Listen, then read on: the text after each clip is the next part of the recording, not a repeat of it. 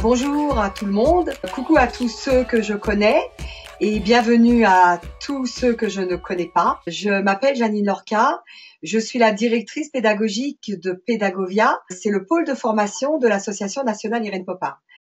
Donc on va commencer tout de suite dans le vif du sujet. Aujourd'hui la question c'est peut-on donner des cours sans les préparer? Eh bien évidemment, pour moi la réponse elle est oui. On peut donner des cours sans les préparer. On l'a tous fait une fois. On peut même le faire toute une année, surtout en début de carrière, parce qu'on a plein d'idées. Il y a aucun problème. Si vous avez beaucoup d'imagination, on peut s'en sortir un petit moment, mais pas longtemps.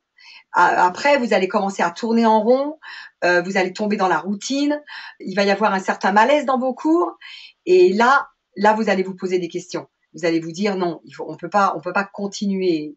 Je peux pas continuer comme ça. Donc moi, je vais vous poser une question. Est-ce que vous préparez vos cours? Et si vous préparez pas vos cours, est-ce que vous vous sentez bien? Est-ce que vous vous en sortez bien? Et est-ce que ça dure depuis longtemps? Donc moi, je pense que ne pas préparer ses cours, c'est possible, mais dans un temps très, très limité, en fait. Après, vous allez vraiment tourner en rond. Personnellement, j'enseigne depuis 1972 et la plupart de mes élèves m'ont suivi vraiment de nombreuses années. Il y a certaines élèves, je les ai depuis plus de 30 ans. Donc, pour pouvoir exercer mon métier le mieux possible, j'ai mis au point une stratégie qui porte vraiment ses fruits au fur et à mesure des années. Je me suis servi de mes stratégies que j'ai mis au point il y a au moins 2 ou 3 décennies. Parce que au départ, je me disais, c'est pas très agréable de former des élèves de 4 ans à 10 ans et de les voir s'en aller parce qu'elles s'ennuient, parce qu'elles préféreraient avoir quelque chose de nouveau. Et j'ai vraiment essayé de faire une stratégie pour leur donner quelque chose de nouveau tout le temps. Et je suis sûre qu'on est très touchées toutes quand elles s'en vont et qu'elles reviennent. Donc voilà. Et vous, est-ce que vous gardez vos élèves longtemps? Est-ce que vous les gardez plus de 10 ans, par exemple? Donc, ma proposition aujourd'hui, c'est de vous aider à pratiquer votre métier le mieux possible. En fait, sans avoir l'impression de tourner en rond, sans vous essouffler au fil des ans, sans paniquer et sans crouler sous la masse de travail. Parce qu'entre le spectacle et les cours, on a un métier qui est très, très prenant. Et il faut pas tomber non plus dans cette paranoïa en disant je m'en sors pas. Donc c'est pour ça que j'ai élaboré cette stratégie que je vais vous communiquer aujourd'hui. Parce que pour moi, donner un cours le mieux possible, exercer notre métier le mieux possible, c'est de l'exercer dans la bonne humeur et avec des compétences. Mais pour que les cours puissent se passer dans la bonne humeur, je dois savoir où je veux emmener mes élèves. Je dois savoir ce que je veux leur faire faire pendant mon cours, ce que je veux leur faire faire dans un laps de temps de 6 ou 7 semaines, et je dois savoir où je dois les emmener dans l'année, et aussi de 3 ans à 18 ans. Parce qu'en fin de compte, en général, on garde nos élèves de 3 jusqu'au bac, et après, en général, surtout en province, en fait, elles s'en vont. Mais c'est intéressant aussi de les voir revenir après leurs études. Voilà. Est-ce que vous voyez vos élèves revenir quand elles sont parties après le bac, faire leurs études et revenir? Et si elles reviennent, évidemment, c'est un bon signe. Ça veut dire qu'elles n'ont pas fait le tour de votre enseignement. Donc, en fin de compte, de 3 à 18 ans, en général, on a donc 15 ans pour les faire progresser. Et c'est ça a été mon point de départ, en fait. Ces 15 années où je dois les captiver et leur apprendre quelque chose de nouveau. Bon, évidemment, à chaque cours, ça c'est sûr, mais surtout d'année en année. Quand elles passent de cours, il faut qu'elles aient vraiment l'impression de changer de niveau et d'aller dans quelque chose d'inconnu. Il faut pas, quand elles changent de cours, ce soit simplement un changement de couleur de juste au corps, si vous leur donnez des juste au corps de couleurs différentes, comme moi. Il faut qu'elles aient l'impression de passer chez les grands. Et ça, c'est une stratégie, en fait. C'est une stratégie qui doit se faire sur le long terme, en fait. Ma stratégie, elle s'est pas faite en 1 ou 2 semaines, ni en 1 an. Ma stratégie, je l'ai montée en 3-4 ans. Donc, vous pouvez faire ça en 1 an, en 2 ans, et puis après, vous peaufinez cette stratégie. La stratégie donc que j'ai faite, ça m'a simplifié la vie après sur le long terme. C'est vrai qu'au départ, ça m'a pris du temps, mais après, ça m'a fait gagner un temps Là, en ce moment, ça me fait gagner du temps, ça me fait gagner de l'énergie. Donc voilà. Donc je vais commencer par vous présenter ces deux, parce que j'ai deux façons, j'ai deux procédés en fait. J'ai mes répertoires, c'est la première stratégie, et j'ai les cours complets de la méthode Irène Popard que j'ai basés sur 6 ou 7 semaines. Donc 6 ou 7 semaines, je les ai prises entre les vacances. Donc si ça dure 5 semaines, ma stratégie, elle sera de 5 semaines. Si entre février et Pâques, j'ai 8 semaines, ma stratégie, elle sera sur 8 semaines. Donc ça, après, ça dépend du calendrier, en fait. Donc voilà, donc je vais revenir sur le premier procédé qui consiste à répertorier tous les acquis que j'aimerais que mes élèves sachent faire à 18 ans. Donc, je vais répertorier d'abord toutes les situations aussi. Donc, par exemple, à la barre, au sol, au milieu, mais lentement, le placement du milieu lent, le placement du milieu rapide, surtout par exemple pour le modern jazz. Et puis, j'ai les déplacements, toutes les traversées. Donc ça, je répertorie ces différentes situations, ce que j'appelle des situations. Et j'ai élaboré ces répertoires dès que j'ai un moment, c'est-à-dire beaucoup pendant les vacances. Je commence par une seule situation, par exemple, je choisis la situation le sol, par exemple, et je les décline à toutes les tranches d'âge. Je commence par par le niveau le plus élevé, c'est-à-dire par les avancées. Je prends un exemple. Là, je vais commencer par exemple par les traversées, et je vais prendre un exemple. Je vais prendre le déboulé grand jeté. Donc, par exemple, je veux qu'à 15-18 ans, elle sache faire un déboulé grand jeté. Donc, je vais me poser la question, pour savoir faire le déboulé grand jeté, tous les acquis que je dois leur donner au fil des années. Donc, je commence par les ados avancés. Voilà. Je liste tout ce qu'elles doivent savoir faire et je choisis un élément technique, le déboulé grand jeté. Donc, je vais vous expliquer un petit peu comment j'ai fait. Donc, pour savoir faire le déboulé grand jeté, vous pouvez prendre des notes si vous voulez. Il faut savoir faire des déboulés dans tous les sens.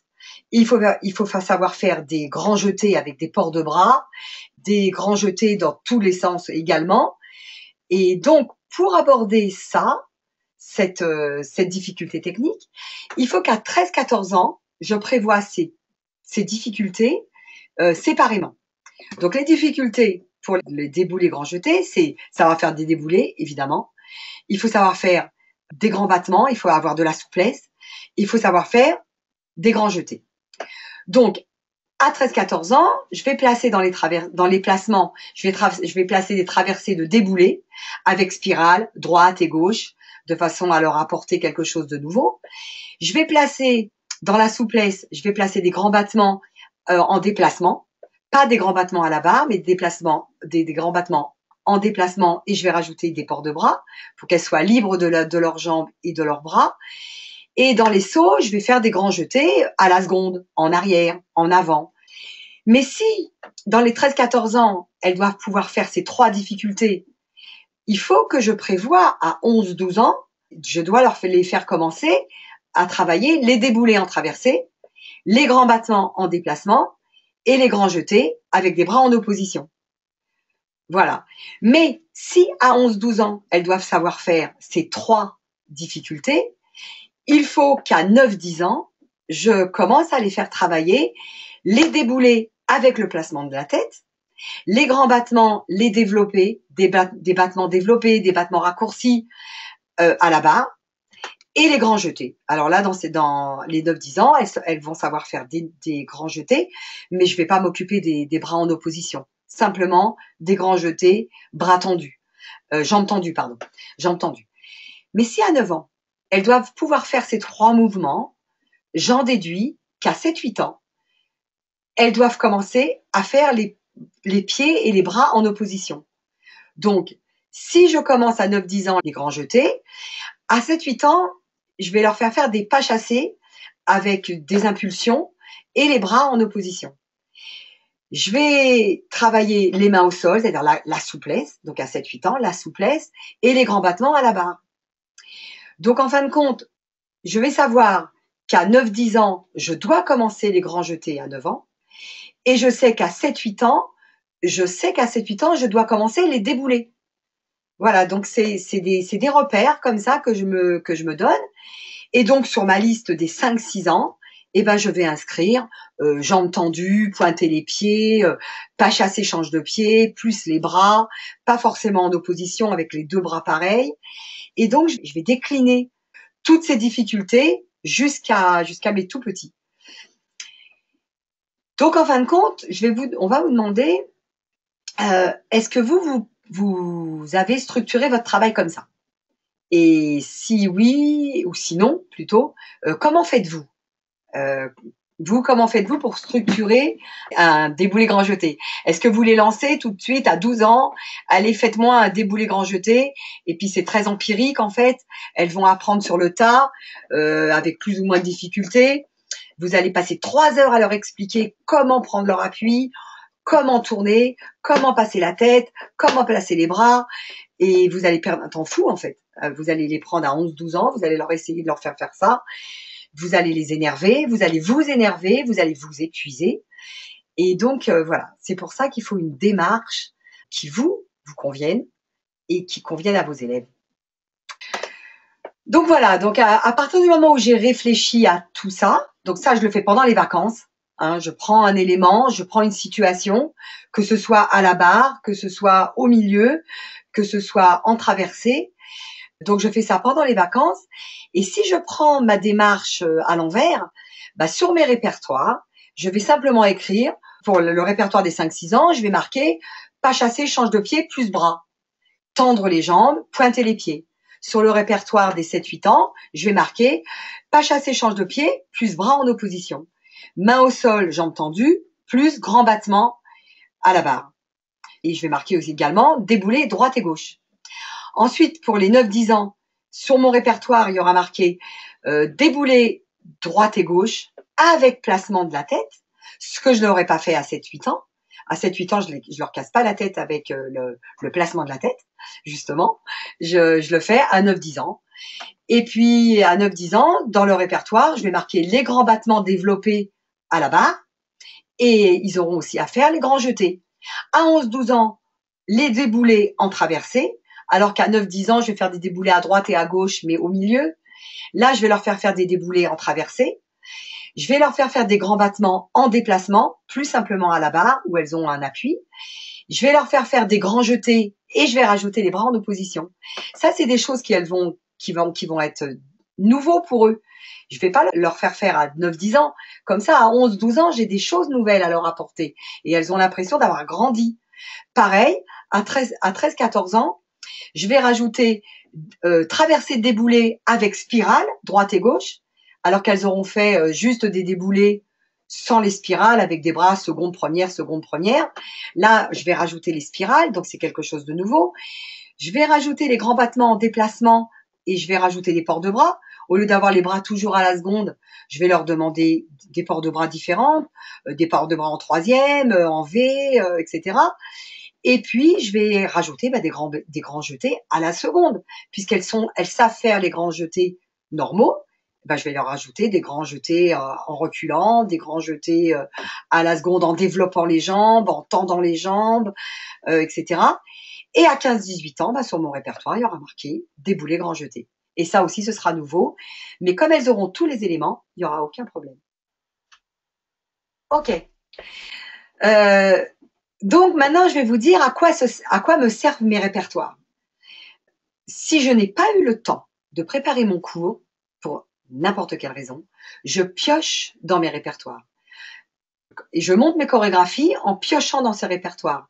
Si jamais j'ai fait, par exemple, 2-3 chorégraphies en début d'année, et après, pour monter ma 4e, de façon à leur apprendre des choses dans mes chorégraphies, je me dis, tiens, ce point technique, je l'ai pas abordé dans mes chorégraphies, je vais le placer dans ma chorégraphie. Ça me sert à ça. Donc, vous rassurez-vous, hein, c'est pas quelque chose que j'ai fait pendant en un an. Donc ça, vous allez mettre du temps à le mettre en route, mais ça va vous faire gagner tellement de temps que vraiment ça vaut le coup. Ça vaut le coup de le faire.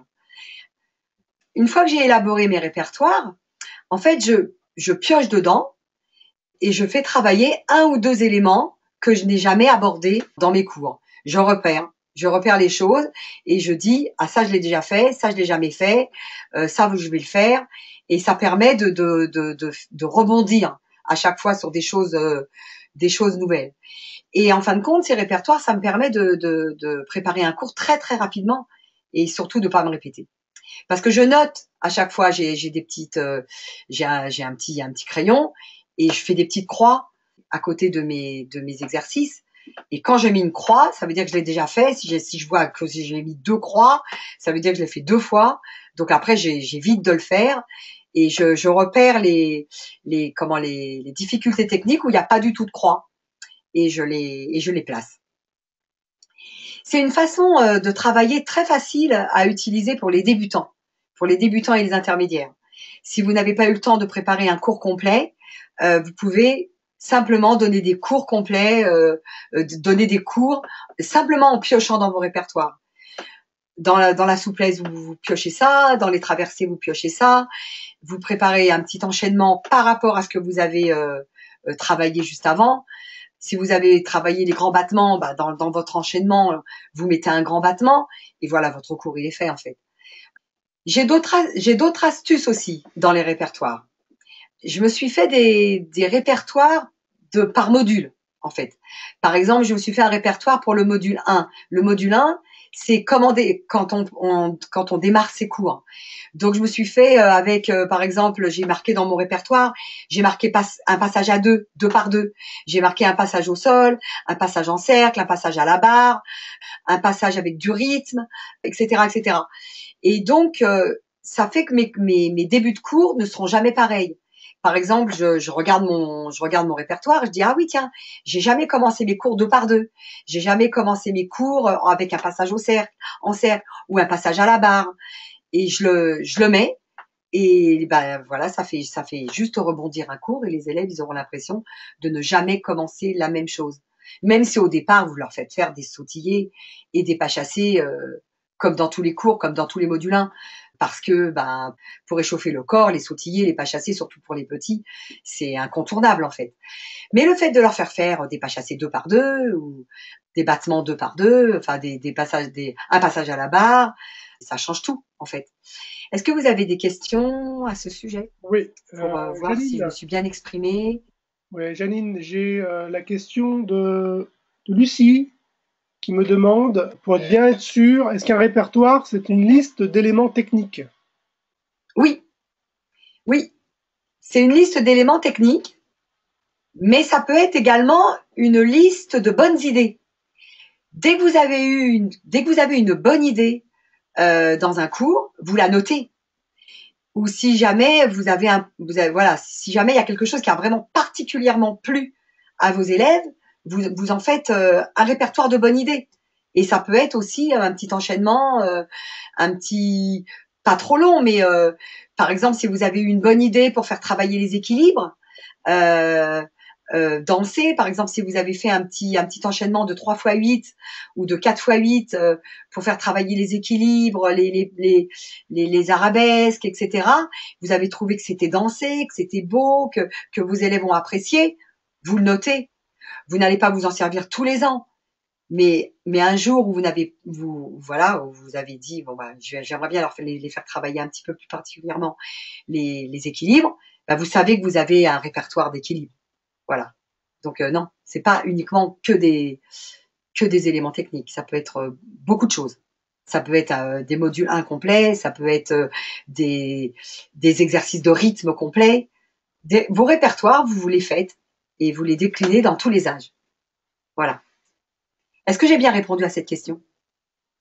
Alors, par contre, pour les cours avancés, alors, quand je parle des cours avancés, c'est pas forcément ado adulte, hein. Ça peut être des cours de 10 ans qui sont, si vous avez des enfants depuis l'âge de 3 ans à 10, 11 ans ou 11, 12 ans, ça peut être un cours assez avancé par rapport à leur âge, donc ils sont avancés. Donc, pour les cours avancés, j'utilise une autre façon de procéder. Surtout si vous voulez pas ne pas faire tourner vos élèves en rond et si vous ne voulez pas les voir partir à 10-11 ans, vous devez vous renouveler. Il faut avoir de l'imagination et donc c'est là que mon deuxième procédé va entrer en ligne de compte. Alors je prépare un cours complet selon la méthode Irène Popard. Je le base sur mes 8 modules, évidemment, et je le base sur mes 6 semaines ou 7 semaines en fonction des vacances, comme je vous ai dit tout à l'heure. Donc, je commence par faire ma liste de lecture. Je prépare un enchaînement à peu près de 8 x 8, que je vais construire autour des difficultés que j'aurais décidé de faire travailler, et je m'aide de mes répertoires pour ne pas me répéter. Ça, c'est toujours le même principe, en fait. Même dans mon deuxième procédé, je m'aide de mes répertoires. Je repère les difficultés que j'ai mises dans mon enchaînement et je vais les répartir sur les 8 modules de la méthode Irène Popard. Donc, pour résumer, je fais ma liste de lecture avec 8 musiques, 8 ou 10 maximum. Je prépare mon module 7, donc ça veut dire ma chorégraphie. Je repère toutes les difficultés que j'ai voulu mettre et je les répartis sur les 8 modules du cours complet de la méthode Irène Popard. Donc, préparer un cours pour 6 ou 7 semaines, ça ne veut pas dire que je vais faire la même chose 6 ou 7 fois. C'est évident. Vos cours doivent être suffisamment étoffés chorégraphiquement pour que vous puissiez aborder au fur et à mesure les éléments chorégraphiques que vous avez prévus. Vous n'allez pas leur donner tout en même temps. Vous pouvez d'une semaine à l'autre rajouter des difficultés techniques en fonction du niveau d'assimilation de vos élèves. Si vous voyez qu'elles assimilent vite, vous rajoutez des éléments. Sinon, vous freinez ce que vous avez prévu. Des fois, moi, je prévois des choses, je ne vais pas jusqu'au bout. Et des fois, je rajoute. Ça dépend. Ça dépend ça dépend de mes élèves, en fait. Si je vois que mes élèves peinent, j'en enlève. Si je vois que mes élèves suivent bien, je me décarcasse pour rajouter. J'improvise. Là, après, il faut avoir quand même un minimum d'improvisation, un minimum d'imagination. De toute façon, pour donner des cours, si on n'a pas d'imagination, je crois qu'on est un petit peu, hors circuit. Donc, il faut vraiment avoir de l'imagination tout de même. Donc, l'idée, c'est de construire un cours autour de l'enchaînement qui va vous servir d'objectif. Pour vous aider, il faut avoir en tête que vous avez vos répertoires que vous avez créés au fil des ans, que vous avez vos listes de musique que vous gardez précieusement, même si vos listes de musique, vous les arrangez de temps en temps, vous pouvez les changer s'il y a un morceau qui vous plaît pas, etc., qui vous plaît plus, mais vos listes de musique que vous avez fait en début d'année et au fur et à mesure, vous les gardez, vous les mettez pas dans des répertoires, dans des listes, et vous avez des dossiers 8 ans, des dossiers ados, etc. Donc ça, vous les gardez parce que sinon vous allez passer votre temps à faire des listes de musique. Donc il faut vraiment que vous gardiez vos listes de musique parce que c'est un vrai support quand même. Et puis vous avez les 8 modules de la méthode Irène Popard qui sont une aide très très très très précieuse. Bon, moi je parle pour toutes celles qui connaissent la méthode Irène Popard. Servez-vous-en. Celles qui ne connaissent pas, essayez de vous renseigner. Voilà. Donc, mais attention. Par contre, j'ai quelque chose à vous signaler tout de même. Il ne faut pas confondre stratégie de travail et fainéantise. La fainéantise, ça consisterait à noter tous vos cours et à les ressortir tous les ans. Tous les ans, vous ressortez le même cours. Ça, c'est pas une stratégie de travail. C'est au contraire. La stratégie de travail, ça va vous porter, ça va vous emmener de plus en plus loin. Par contre, si vous rentrez dans une logique de fainéantise, ça va vous couper votre imagination et vous allez perdre complètement confiance en vous. Parce que dès que vous n'aurez plus vos cours préparés, vous allez vous dire que vous n'êtes plus capable d'imaginer, d'improviser. Donc ça, c'est au départ, ça va vous paraître très simple. Ça va vous dire, oh c'est bien, je ressors mes cours, super. Mais seulement au bout de 4 ou 5 ans, vous allez vous allez paniquer et vous allez perdre complètement vos moyens. Donc, notez évidemment comme je vous disais tout à l'heure, notez toutes les bonnes idées Ça, c'est très important de ne pas les perdre. Tout ce qui plaît à vos élèves, notez-les, mais par contre, ne tombez pas dans la fainéantise. Moi, je pense qu'il faut quand même commencer. Mettre sur un papier quelques éléments. Et au fur et à mesure, le peaufiner, ou alors après, une année se concentrer, par exemple, sur quelque chose de très facile, c'est le sol. Voilà. Quelque chose de très facile, c'est la barre. C'est beaucoup plus facile que, évidemment, les grands jetés, les déboulés grands jetés, comme je vous ai dit tout à l'heure. Ou concentrez-vous sur des répertoires, sur le module des sauts, par exemple. Donc voilà, concentrez-vous sur un module, concentrez-vous sur quelque chose. N'essayez pas d'avoir tout en même temps. Une année, vous allez faire les sauts, une autre année, vous allez faire le sol, une autre année, vous allez faire la barre. Et puis, progressivement, vous allez faire vos répertoires. Évidemment, mais je vous l'ai dit tout à l'heure, hein, c'est pas quelque chose qu'on fait.